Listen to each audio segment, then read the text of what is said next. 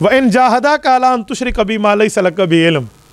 اب یہ ایک عام بندے کو اس کے ماں باپ سے تعلق بتایا جا رہا ہے کہ تیرے ماں باپ اگرچہ مسلمان نہیں ہیں اور وہ تجھے کہیں کہ اللہ کے ساتھ کفر اور شرک کر لے، فرمایا یاد رکھنا ماں باپ تجھے شرک کی بات کریں اور شرک کی دلیل تو دنیا میں کسی کے پاس بھی نہیں ہے، مَا لَيْسَ لَكَ بِهِ عِلْمٌ فَلَا تُطِعْهُمَا، اس بات میں ماں باپ کی بات نہیں ماننی کہ جو اللہ کے بارے میں غلط بتائیں، لیکن وَصَاحِبْهُمَا فِي الدُّنْيَا مَعْرُوفًا، جب تک ماں باپ زندہ رہیں گے دنیا میں تو ان سے اچھائی در اچھائی کرے گا۔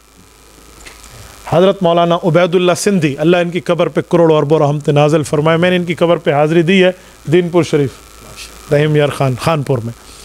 حضرت مولانا عبید اللہ سندھی رحمہ اللہ ایک سکھ کی اولاد ہے، مسلمان کی اولاد نہیں ہے، شیخ الہند کے مایا ناز شاگرد ہیں۔ ان کی والدہ آخر تک کہتے ہیں سیکھ رہی، پتہ نہیں بعد میں آخر مسلمان، لیکن ان کا ایک واقعہ موجود ہے، وہ ان سے ناراض تھی کہ یہ مسلمان کیوں بنا، اور بعض اوقات مارنے تک نوبت آ جاتی اور جوتی اتار کے مارتی۔ بچوں کو پڑھا رہے ہیں حدیث پاک کی کتاب اور ماں گھر سے نکلی جوتی اتار کے، عبید اللہ کہنے لگی جی تیرا ستیہ ناس ہو، تو نے ماں باپ کا دین چھوڑ دیا۔ تو انہیں شاگردوں کو آنکھوں میں خبردار جو کوئی بولا بس اپنی ترتیب پہ رہنا، کہ جی ٹھیک ہے۔ ماں آئی اور جوتی اٹھا کے مار رہی ہے سر پہ، اور یہ کتاب ایک طرف رکھ کے سر جھکا کر مار کھا رہے ہیں۔ جب ماں تھک گئی پھر وہ جوتی اٹھائی، امی کو اپنے ہاتھوں سے پاؤں میں پہنائی اور گھر جا کے چھوڑائے، کہا میری اماں تجھے شاید تیرا دین یہ سکھاتا ہو، مجھے میرے دین نے یہ سکھایا ہے۔ وَصَاحِبْهُمَا فِي الدُّنْيَا مَعْرُوفًا وَاتَّبِعْ سَبِيلَ مَنْ أَنَابَ إِلَيَّ، پیروی اس کی کرنی ہے جس کے دل میں اللہ کی طرف کی انابت موجود ہو۔ ثم الی مرجعکم فانبئکم بما کنتم تعملون، جس کی پیروی کر رہے ہو اگر ان کے دل میں اللہ ہے تو پھر تم سب نے میری طرف آنا ہے، میں تمہیں بتاؤں گا تمہارے معاملات کیا تھے، اچھوں کو اچھائی اور بروں کو برائی سے۔ پھر وہی دعوت پہ آ جائیے، فرمایا یا بنیا، یہ پھر نصیحت شروع کہ اے میرے بیٹے، انہا ان تک مثقال حبۃ من خردل،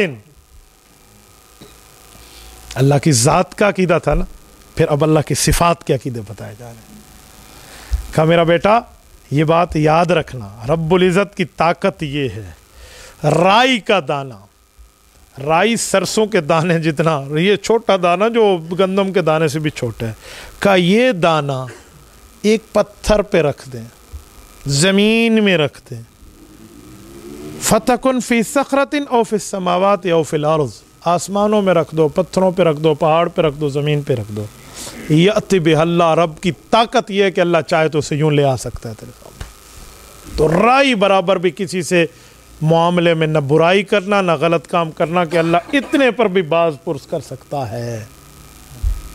ان اللہ لطیف خبیر، اللہ پاک خبر بھی رکھتا ہے اور لطیف باریک بین بھی ہے۔ ایک لطافت ہوتی ہے، ایک کثافت ہوتی ہے۔ کثافت کہتے ہیں چیز ہو اس کا وزن ہو، لطافت کہتے ہیں چیز ہو اس کا وزن نہ ہو۔ آپ کے ذہن میں سوال آئے گا وہ کون سی چیز ہے جو چیز بھی ہے اس کا وزن نہیں ہے؟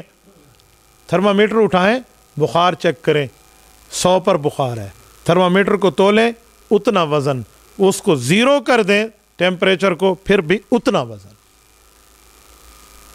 موبائل میں سم موجود ہے، اس سم میں 10,000 روپے کا بیلنس ہو، سم کا وزن اتنا، اور 0 بیلنس ہو پھر بھی وزن اتنا۔ لطافت اور چیز ہے، کثافت اور چیز ہے، کہ رب العزت ہر معاملے پر قادر ہے، یوں سمجھایا اور بتایا جا رہا۔ اچھا یا بنی، اب جب عقائد پورے ہو گئے نا پھر اب مسائل شروع فرمائے، یہ تربیت کا انداز۔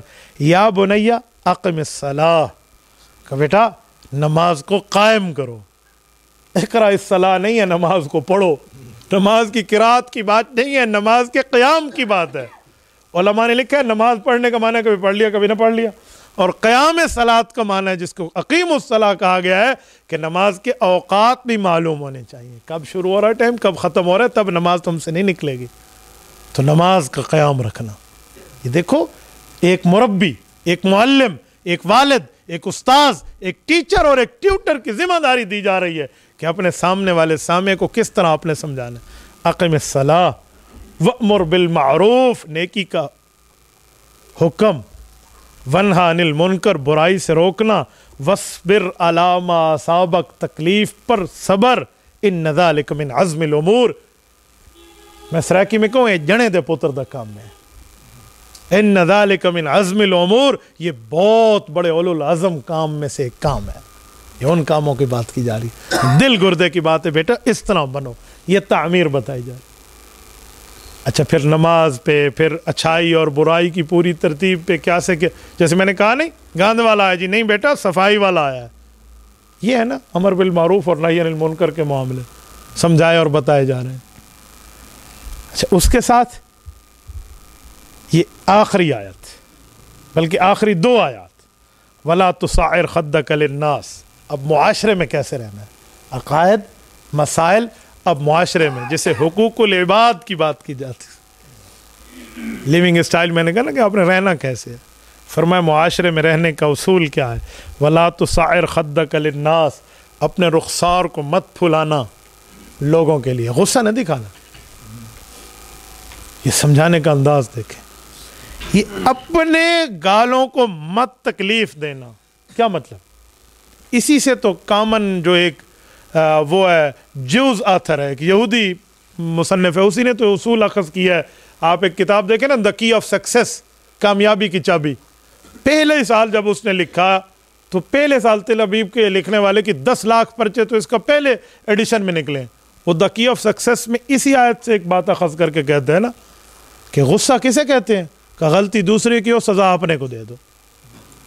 آپ کے غصے سے آپ کے مخالف کو تکلیف نہیں ہوگی، آپ کا دل گردہ متاثر ہوگا، آپ کی ہیلتھ متاثر ہوگی. تو یہ سمجھایا جا رہا ہے کہ بیٹا اس طرح کے ناجائز غصے تو کرے گا، وَلَا تُصَعِّرْ خَدَّكَ لِلنَّاسِ، وہ تیرے ساتھ معاملہ لوگوں کے لیے تو تیرا اپنا نقصان ہے. اس طرح کے معاملے مجمع میں نہ کرنا. وَلَا تَمْشِ فِي الْأَرْضِ مَرَحًا، اور باہر نکلنا چلنے پھرنے کے لیے تو اترا کر اکڑ کے نہ چلنا. کیوں اکڑ کے لوگ کیوں چلتے ہیں؟ کیا کر لوگے تو کون سا پہاڑ توڑو گے؟ قرآن کریم کی اسی آیت کے ساتھ قرآن کریم میں دوسری جگہ اِنَّكَ لَن تَخْرِقَ الْأَرْضَ وَلَن تَبْلُغَ الْجِبَالَ طُولًا، کہ نہ تو زمین کو پھاڑ سکتا ہے نہ پہاڑوں کی بلندیوں تک پہنچ سکتا ہے.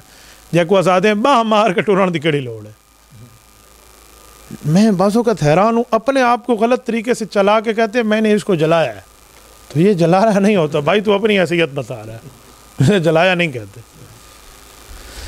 تو فرمایا یہ چلنے کا انداز آپ کا نہیں ہونا چاہیے، آپ کے معاملات ٹھیک ہونے چاہیے. وَلَا تَمْشِ فِي الْأَرْضِ مَرَحًا کا ایک ترجمہ یہ بھی ہے کہ کل تو سائیکل پہ چلتا تھا، آج تیرے پاس کار اور گاڑی آ گئی ہے.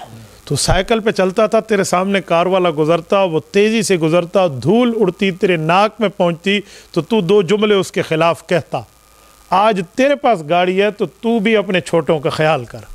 تو یوں بھاگ کے چلے گا تو پھر معاملہ کیا؟ وَلَا تُصَعِّرْ خَدَّكَ لِلنَّاسِ، یہ معاملہ اپنی جگہ، اور یہ وَلَا تَمْشِ فِي الْأَرْضِ مَرَحًا اپنی جگہ.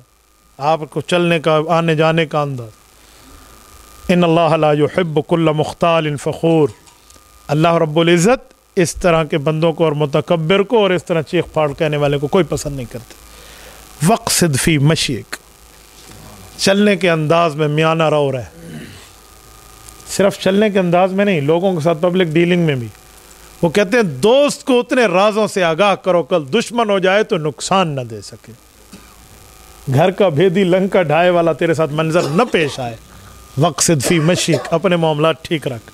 وغضض من صوتک، آواز میں میانہ روی اور آہستہ پن رکھ، چیخ کر پکارنا نہ ہو. ان انکر الاصوات لصوت الحمیر، کہ چیخ کر پکارنا اور بے جگہ چیخنا یہ تو گدھوں کا کام ہوا کرتا ہے. حمیر حمار کی جمع. یہ 8 آیات ہیں، سورت نمبر 31 سورت لقمان کے، آیت نمبر 12 سے لے کر آیت نمبر 19 تک. یہ تربیت کے اصول ہیں. آپ اساتذہ ہیں، عالم ہیں تو آپ خود سمجھیں گے، نہیں تو کسی عالم سے اس کی تفسیر جا کر سمجھ لیجئے. وہ 20 چیزوں کو آپ کے سامنے رکھ کے سمجھائے گا کہ کس طرح انداز ہوتا ہے. یہ معاملہ سامنے ہو تو تربیت کے اصولوں میں بندے کو گفتگو سمجھ آئے گی. کیسے ہم نے، جہاں آپ نے یہ سمجھانا ہے تو وہاں آپ اساتذہ کا حق بنتا ہے کہ آپ اس بچے کو اسکول کی تعلیم کے ساتھ اس کے مذہب کی، ایمان کے، اسلام کی اور دین کی بات بھی بتائیں. آپ کا بچہ اگر نماز نہیں پڑھتا، آپ کا اسٹوڈنٹ اگر نماز نہیں پڑھتا تو آپ نے کس انداز سے اس سمجھانا ہے؟ پیار سے سمجھانا. یوں ہونا چاہیے. اپنے پڑھائی میں 2 منٹ نماز کے بارے میں بندہ رکھ لینا، بندہ بیٹھے ہوئے ایسے، ہاں بس میں پیریڈ ختم کر کے میں نے وضو کرنا ہے، میں نماز پہ جانا ہے کیونکہ نماز، اس طرح کی بندہ بات کر لے، چھوٹی سی کوئی ایک بات نماز کے بارے میں، کوئی ماں باپ کی عزت کے بارے میں، معاشرے میں رہنے کے بارے میں، دوسروں کے حق نہ کھانے کے بارے میں سمجھا اور بتا دیا جائے تو اس پہ کیا ہوتا ہے؟ تو میں نے کہا نا کہ یہاں سے نکلنے والے کی آپ پہلی اینٹ رکھ رہے ہیں، آگے کیا سے کیا ہوگا، تو ہم نے اپنی ترتیب ٹھیک رکھنی ہے. یوں نہ ہو کہ یہ بچہ پاس ہو یا فیل ہو، پڑھے یا کھیلے کودے، میری تنخواہ تو پکی ہے، میرے اکاؤنٹ میں ہر مہینے میں آ جائے گی. اگر یہ ہے تو ناراض نہ ہونا، پھر ہم اپنے پیشے کو بیچ رہے ہیں، پھر ہم استاذ کہلانے کے لائق نہیں ہیں. بس میں پڑھن پڑھاؤن واسطے بیٹھا، پھر میرے میں اور کسی دوسرے کے حقوق پہ ڈاکہ ڈالنے والے میں فرق نہیں ہے. پھر تبارك الذي نزل الفرقان على عبده ليكون للعالمين نذيرا.